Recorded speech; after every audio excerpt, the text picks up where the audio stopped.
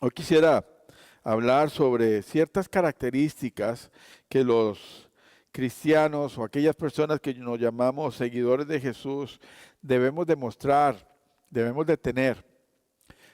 Porque no es lo mismo ser un religioso que ser un seguidor de Jesús, un cristiano fiel y verdadero. Y esas características son como esa luz que nosotros reflejamos de Cristo Jesús.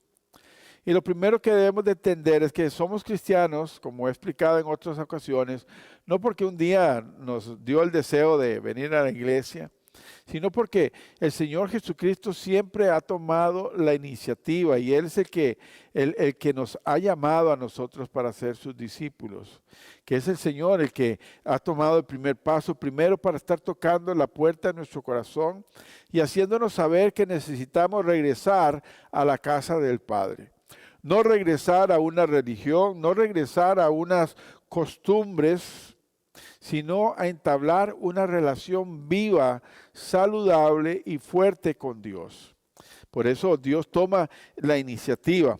Tanto así que envió a su Hijo Jesucristo a este mundo porque el ser humano no quería saber nada de Dios, o por lo menos tenía una idea, pero no quería tener una relación con Él. Así que Dios envía a Jesucristo a morir en la cruz para perdonar nuestros pecados y así darnos la oportunidad de entablar esa relación con Él. Dios siempre toma la iniciativa. Por ejemplo, debemos de entender esto, que somos discípulos, seguidores de Jesús, porque hemos reconocido precisamente ese llamado de Jesucristo, que Él nos llamó para ser parte de su reino y nosotros hemos contestado positivamente a ese llamado. Cuando nosotros, al igual que lo hicieron los primeros discípulos, los primeros apóstoles, le dijeron sí a Jesús, nosotros también hemos respondido positivamente a ese llamado.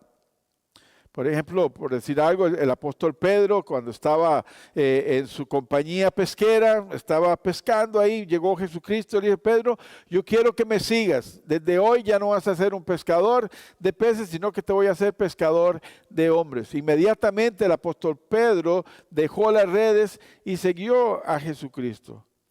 Porque Pedro respondió positivamente a ese llamado que Jesús le hizo a él, le hizo a su hermano Andrés y posteriormente a Mateo y a todos los demás discípulos. Así que imagínense que si el apóstol Pedro no hubiera dicho sí al Señor Jesucristo, hoy no tuviéramos las cartas del apóstol Pedro, no hubiéramos tenido las historias del apóstol Pedro negando a Jesús y después Jesús perdonándole y dándole oportunidad de ser el pastor de sus ovejas. Pero Pedro decidió seguir a Jesús y como discípulo de Jesús irradió la luz de Cristo y nos dejó a nosotros muchos de los consejos que nosotros como cristianos debemos de seguir. Pero no debemos de perder de vista que fue Cristo, fue Dios el que tomó el primer paso, la iniciativa. Juan capítulo 15, versículo 16 dice: ustedes no me eligieron a mí, yo los elegí a ustedes. Vea qué importante, qué hermoso podría decir Dios, el creador del universo entero, me eligió, te eligió a ti para ser parte de su reino. Dice, y les encargué que vayan y produzcan frutos duraderos. Así el Padre les dará todo lo que pidan en mi nombre. Cuando yo leo este versículo bíblico me vienen a la mente muchas cosas, pero entre ellas dos cosas muy importantes. La primera, que somos escogidos por Dios. Somos elegidos por Dios. En el mundo hay más de 5.000 millones de personas, más de 5 billones de personas. Y usted es una de esas elegidas por Dios que le dio la oportunidad, que tocó la puerta de su corazón para que fuera parte de su reino, para serle hijo e hija de Dios. Y la segunda es que así como Dios me llama, pero también me responsabiliza, me da una tarea. Él tiene ciertas expectativas acerca de nosotros a los cuales Él nos ha llamado. Y esas expectativas es que produzcan frutos duraderos, no pasajeros, sino duraderos. Y usted me va a decir: pastor, pero ¿cuáles frutos yo voy a dar? Yo no soy un árbol, yo no soy una planta, yo no... ¿Cómo voy a dar yo frutos? ¿Por qué usted dice eso? Bueno, los frutos que nos habla el Señor, de esos frutos duraderos, son frutos espirituales. que son el producto de nuestra relación con el Padre Celestial, con el Espíritu Santo, y esa apertura que nos da Cristo Jesús para tener acceso a Él. Y esos frutos que Dios espera de nosotros se producen de adentro hacia afuera. Y Gálatas capítulo 5, 22 y 23 los enumera, pero aún hay más, pero estos son los más importantes. Primero es amor, alegría, paz, paciencia, amabilidad, bondad, fidelidad, humildad, dominio propio. Y dice, no hay ley que condene estas cosas. Y es que el apóstol Pablo, que fue el que escribió Gálatas capítulo 5, acierta. Porque yo estoy convencido de que nadie esté en contra que lo traten con amor. Todos queremos ser amados, ¿no es cierto? Nadie quiere ser odiado. A todos nos gusta que nos traten con amabilidad, que nos tengan paciencia, que nos muestren bondad. Así que esas son características que un cristiano debe mostrar a otras personas. Cuando nosotros irradiamos esta bondad, irradiamos esta paz, le estamos dando a entender al mundo que Cristo vive en nosotros y que nosotros estamos reflejando esa luz porque estos frutos vienen de adentro hacia afuera. Gracias a Dios a la respuesta que cada uno le dijimos al Señor, sí, Señor Jesús, yo quiero seguirte a ti. Pero para que una planta produzca buenos frutos, se deben de dar ciertas condiciones especiales. Tiene que tener luz solar, tiene que haber agua frecuente, tiene que ponerle nutrientes, algunos le ponen fertilizante a la tierra, hace falta la polinización, por eso a veces las mariposas y las abejas son muy importantes porque llevan el polen de un lugar a otro y polinifican las plantas y entonces tienen la capacidad de poder producir frutos. Pero además necesitan una buena tierra y además de esa buena tierra necesitan que estén libres de cualquier enfermedad. Bueno, sí, el Señor Jesucristo está utilizando esta metáfora, esta símil entre una planta que da buenos frutos y un discípulo. Nosotros como cristianos también necesitamos nutrirnos bien para poder dar los frutos que el Espíritu Santo de Dios produce en nosotros. Así que una de las características de un seguidor de Cristo que se nutre bien, que se alimenta bien, es que tiene hambre de la palabra de Dios. Usted sabe que en nuestra vida cotidiana nosotros podemos suplir nuestra hambre de dos maneras. Podemos suplir nuestra hambre con comida, la que llamamos comida chatarra, que es rica pero es malísima, ¿no es cierto? Y entonces comemos comida chatarra y se nos quita el hambre, pero no nos alimenta. Pero tenemos la otra opción, es alimentarnos bien. A veces no son muy deliciosas, pero nos alimentan a nosotros. Nos mantienen saludables. Así es la vida del cristiano. Nosotros necesitamos nutrirnos bien de la palabra de Dios, de la sana doctrina de la palabra de Dios. Y así que el apóstol Pedro lo ilustra de una manera muy sencilla, pero a la vez es muy poderosa. Pedro lo simboliza como ese recién nacido que anhela la palabra de Dios como un bebé hambriento busca la leche materna para alimentarse. ¿Sabe? La leche materna es una de los alimentos naturales más poderosos que tiene el ser humano. Tiene unas cantidades exorbitantes de fósforo que ayuda a desarrollar el cerebro y ayuda a desarrollar otros miembros importantes del cuerpo. Así que la metáfora que usa el apóstol Pedro aquí, este símil entre un bebé, esta comparación entre un bebé y nosotros como cristianos anhelando la palabra de Dios, es muy poderosa. Porque la palabra de Dios tiene el poder de transformar no solo el corazón, la mente, la vida integral de las personas. Por eso en 1 Pedro capítulo 2, versículo de 2 al 4, Pedro dice, como bebés recién nacidos, deseen con ganas la leche espiritual pura para que crezcan a una experiencia plena de la salvación. Pidan a gritos, mire cómo lo dice, ¿usted ha visto un bebé hambriento? Llora, llora y llora y llora y llora como a las 3 de la mañana, cuando usted está durmiendo riquísimo, el bebé empieza a llorar a las 3 de la mañana. Llora, llora, llora y no se satisface, no deja de llorar hasta que se alimenta. Por eso Pedro dice, pidan a gritos ese alimento nutritivo. Y ahora que han probado la bondad de Dios. Y si yo le preguntara a usted como cristiano que ya ha probado la bondad de Dios, que si usted la cambiaría, que si usted volvería atrás antes de vivir con Cristo, estoy seguro que el 99.9% me diría, jamás lo cambiaría. Porque la bondad de Dios ha sido buena, como cantamos hoy. Dios ha sido bueno. Y hemos probado las bendiciones de seguir al Señor. Y eso no volvemos atrás. Por eso Pedro dice que es importante que nosotros conozcamos la palabra de Dios, porque a través de la palabra de Dios nosotros conocemos al Señor. Además, como buen cristiano, como buen seguidor de Jesús, segunda de Timoteo 2:15, ahora no es el apóstol Pedro, sino que ahora es el apóstol Pablo, el que nos dice lo importante que es que un cristiano muestre esa capacidad de conocer la palabra de Dios. Según de Timoteo 2:15 dice, esfuércense por presentarse delante de Dios y recibir su aprobación.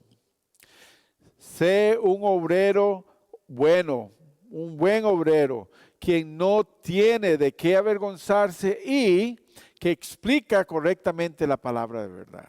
O sea que una característica de un creyente, de un discípulo de Jesús, es que conoce la palabra de Dios, la puede procesar, la entiende y la puede explicar. Así que tenemos un llamado de parte de Dios. Y ese llamado de parte de Dios es que si queremos ser discípulos de cuales no tenemos nada de qué avergonzarnos, necesitamos conocer la palabra de Dios. Y hay una encuesta realizada por una firma que se llama Lifeway Research. Ellos lo que se encargan de hacer encuestas, hacer diferentes estudios. Y le preguntó a 2.500 cristianos, a 2.500 personas que dicen ser cristianas, seguidores de Cristo aquí en los Estados Unidos, que cuáles eran sus hábitos para leer la Biblia. Entonces, en esta encuesta resultó que el 32%, vamos a ponerlo en números que podemos ver, 3 personas de cada 10 que van a la iglesia dijeron que leían la Biblia a diario. Solo 3 personas de cada 10. El 27%, como la cuarta parte, dijo que lo leían varias veces a la semana. No todos los días, varias veces. El 12%, una persona de cada 10, dijo que leía la Biblia una vez por semana. Y el 11%, podemos decir que una persona nada más, afirmó que meditaban las Escrituras varias veces cada mes. Y el 5%, estamos hablando entre 10 personas, el 5% no es media persona, ¿verdad? Nada más. Dijo que leía la Biblia una vez cada mes. Y el 12% admitió que rara vez leían la Biblia. Podían leer los libros del Señor de los Anillos, que son como este vuelo, ¿verdad? Está gruesísimo, pero la Biblia no. Y digo esto no para criticar, no para tener miedo, sino para decirnos a nosotros mismos que hay oportunidad de seguir creciendo, de que podemos cambiar nuestros hábitos y podemos incorporar en nuestro día a diario la lectura bíblica. Hay espacio para eso. Hay un espacio enorme para poder incorporar la Biblia en nuestra lectura bíblica, porque estos números que saltaron de esta encuesta no reflejan cristianos hambrientos como bebés buscando la Biblia. Así que es importante que nosotros incorporemos la lectura bíblica, el estudio de la Biblia y también meditar en la Biblia, porque vienen grandes beneficios para nosotros. Y si usted habla un lenguaje más religioso, vienen muchas bendiciones para nosotros cuando leemos la Biblia. Y algunas de estas bendiciones o beneficios mayores para nosotros es un conocimiento mayor de Dios. Porque hay un gran desconocimiento de quién es Dios, cómo es Dios, por qué Dios está interesado en nosotros. Muchas de esas respuestas no las tienen porque no conocen a Dios, y a Dios lo conocemos a través de las Escrituras. Jesucristo le dijo a los fariseos en su tiempo: ustedes estudian las Escrituras porque ellas les revelan a Dios. Y bien hacen en hacerlo, porque son las Escrituras mismas las que nos dan a conocer al Padre Celestial, nos dan a conocer el trabajo del Espíritu Santo y la obra del Señor Jesucristo. Además de eso, la palabra de Dios brinda paz a nuestro corazón, nos da una luz cuando nosotros no sabemos tomar decisiones en esta vida. Y además de eso, a través de sus promesas, nos ayuda a nosotros a fortalecer nuestra fe. La Biblia tiene una gran cantidad de promesas con las cuales nosotros podemos aferrarnos y descubrir que todas ellas son ciertas. El Señor nos dice: nunca te dejaré, nunca te abandonaré, aunque mi padre y mi madre te dejaren, yo estaré contigo. Busca el reino de Dios y su justicia, y yo le voy a añadir todo lo que ustedes necesiten. Pidan y se les abrirá. Pidan y se les dará. Así que hay grandes bendiciones cuando conocemos a Dios a través de la Biblia. También un discípulo de Jesús anhela conocer mejor a Dios. Y a Dios lo conocemos solamente a través de las Escrituras, a través de su palabra. Las canciones cristianas son muy lindas. Y le digo yo a mis hermanos que a veces en algunas canciones me alegro y danzo y aplaudo. En algunas ocasiones lloro cuando escucho canciones cristianas. Otras personas lloran cuando me escuchan a mí cantar canciones cristianas, porque dicen que mal que canta. Pero esa no es la razón. Hay películas muy lindas en la televisión, en el cine, acerca de la Biblia, pero ninguna de estas cosas cambia el leer directamente la palabra de Dios. Porque cuando nosotros lo hacemos, estamos entrando en una relación íntima con Dios. Estamos permitiendo que Él nos hable a nosotros de primera persona. Y nosotros le hablamos a Él. Y aquí encontramos en la Biblia montones de mensajes hermosos que Dios tiene para hablarnos a nosotros.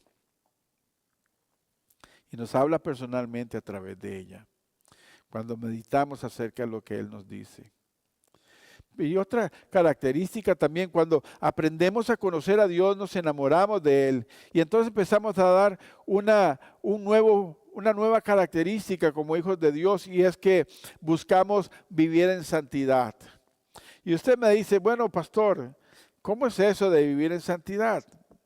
Yo soy malo, yo cometo muchos errores, yo no soy perfecto. Y tiene razón, usted no es perfecto, yo no soy perfecto.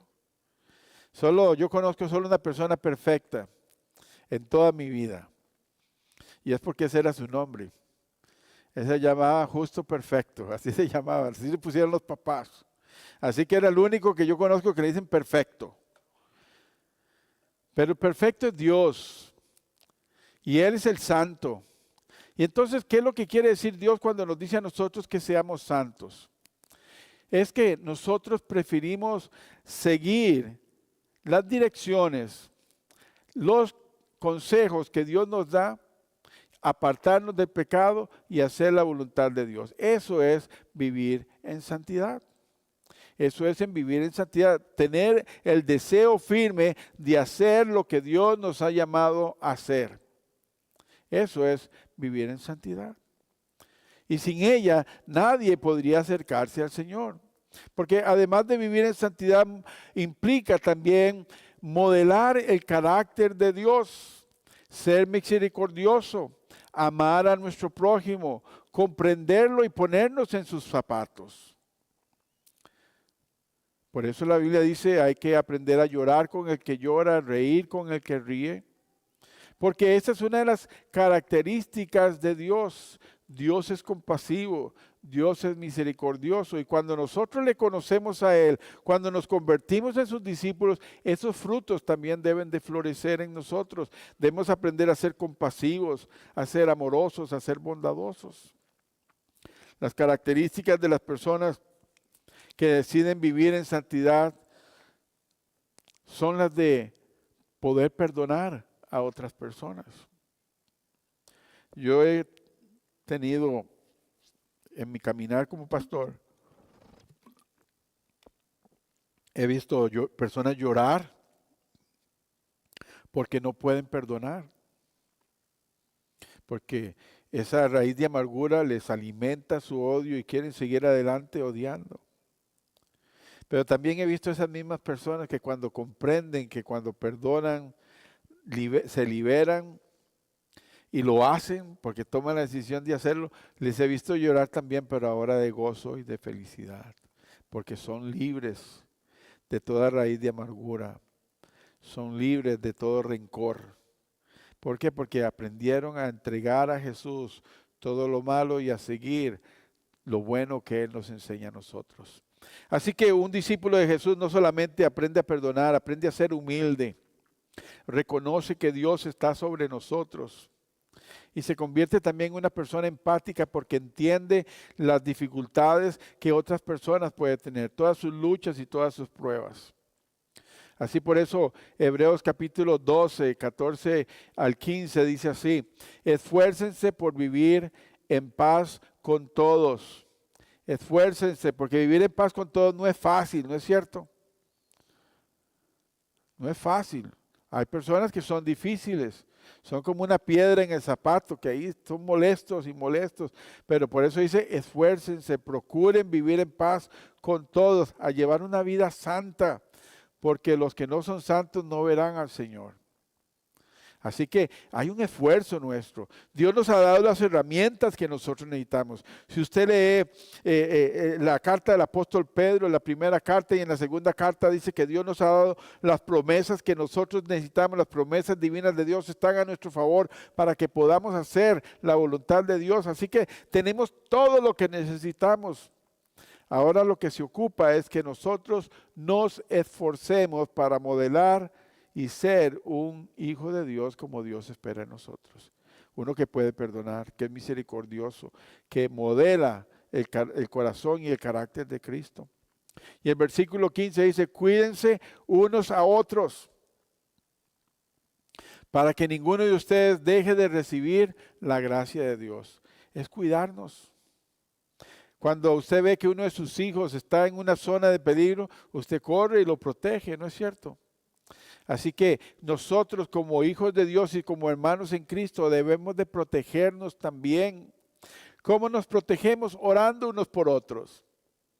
En la noche, así como Pablo decía, oren para que nosotros podamos presentar el evangelio a otras personas, oren también por nosotros. Así también oramos, ustedes oran por el pastor ora por ustedes y cada uno de ustedes ora por sí mismo. Así es como nos cuidamos. Y muy importante dice, tengan cuidado de que no brote ninguna raíz venenosa de amargura, la cual los trastorne a ustedes y envenene a muchos. Por eso es importante, los hijos de Dios resuelven sus dificultades. No a la fuerza, no a la violencia, lo resuelven con el modelo de Mateo capítulo 15. Va y habla con la persona de frente a frente, con la verdad, pero con bondad, con respeto y misericordia, y reparan sus asuntos. Porque somos hijos de Dios y nos debemos de amar. Porque si dejamos que el rencor y la ira empiece a crecer en nuestro corazón, no cosas buenas pueden salir ahí. Hay solo odio, rencor y muerte. Así que una de las características de un buen discípulo de Jesús es ser cuidadoso con sus emociones y sentimientos.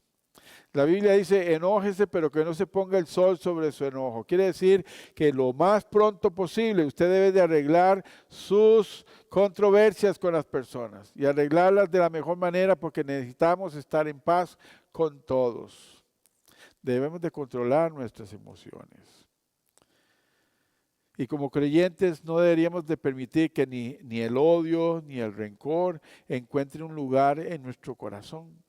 Porque eso es como un cáncer que se expande y se roba la felicidad de las personas. Y en lugar de acercarnos a Dios, nos aleja de su voluntad y de su imagen. Porque la voluntad de Dios es que nosotros vivamos en paz. La oración de Cristo fue: Padre, yo quiero que ellos sean uno, como tú y yo somos uno. Y un reino dividido, como predicamos el domingo pasado, un reino dividido no puede permanecer. Por eso necesitamos controlar nuestras emociones, necesitamos ponerlas delante del Señor y debemos de arreglar nuestros asuntos de la manera en que el Señor nos pide, con amor, con misericordia y con bondad. Porque un buen discípulo de Jesucristo está pendiente siempre para ayudar, para restaurar al débil en la fe. No busca destruir, sino que busca construir. No critica, sino que aconseja. No juzga, sino que restaura. Y si alguien falla, Él extiende la mano para ayudarlo a levantarse y le ofrece la ayuda para seguir el camino juntos. Ese camino de la fe tan hermoso que el Señor nos ha dado, que es difícil, pero se camina juntos. Si algo hemos visto en el ejército, yo nunca he estado en el ejército. Lo más cerca del ejército que he estado son las películas nada más. Pero una de las cosas que he visto en las películas es que los soldados se ayudan entre ellos. Y cuando un soldado es herido, lo toman, se lo ponen al hombro y se lo llevan a un lugar seguro. ¿Lo han visto ustedes? ¿Sí? Ninguno se queda atrás.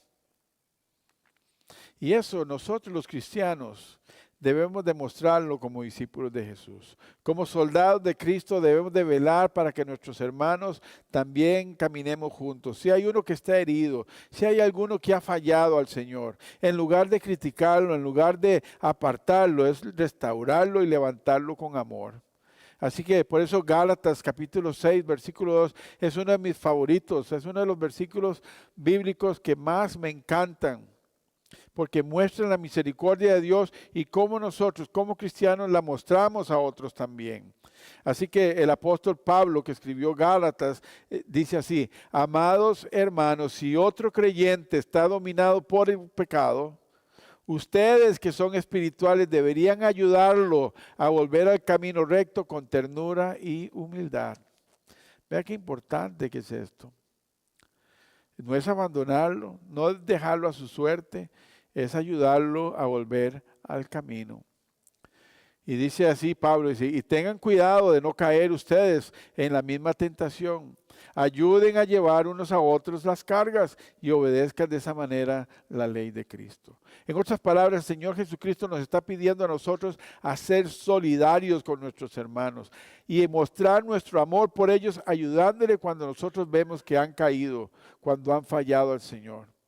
No criticarlo, no destruirlo, sino extenderle la mano y levantarlo. Así que una de las características de un discípulo de Jesús es que no permite que Dios use a otra persona, sino más bien anhela ser usado por Dios para restaurar a otros y para servir a otros. No se espera que otros hagan el trabajo, sino que le dicen al Señor: heme aquí, Señor, envíame a mí.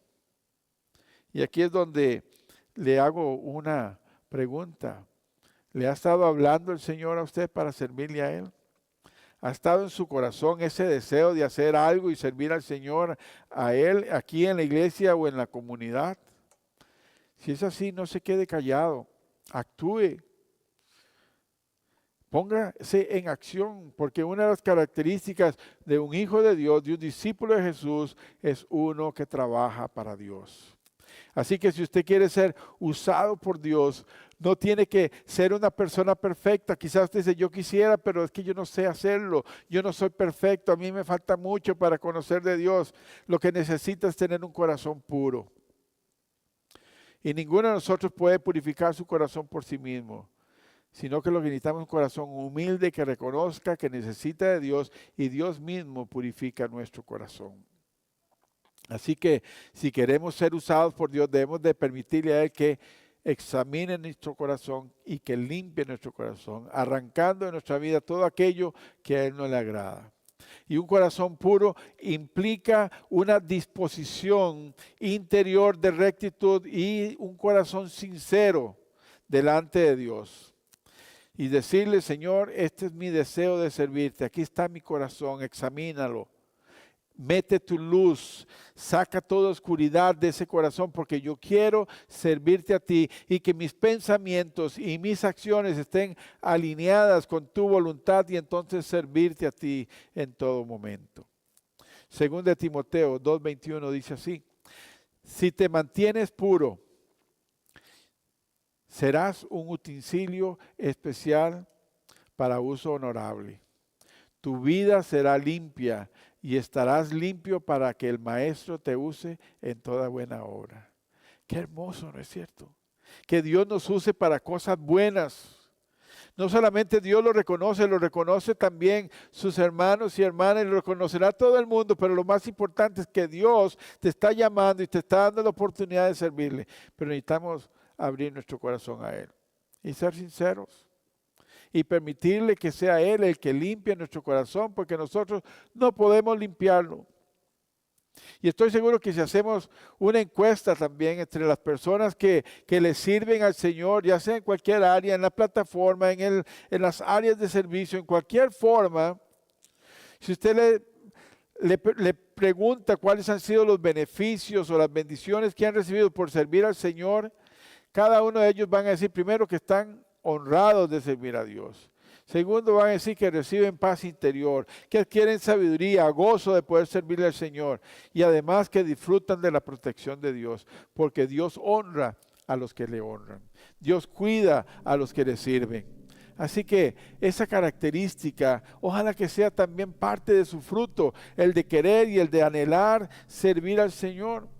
Así que si quieres seguir creciendo como discípulo de Cristo, anhela servirle a Él.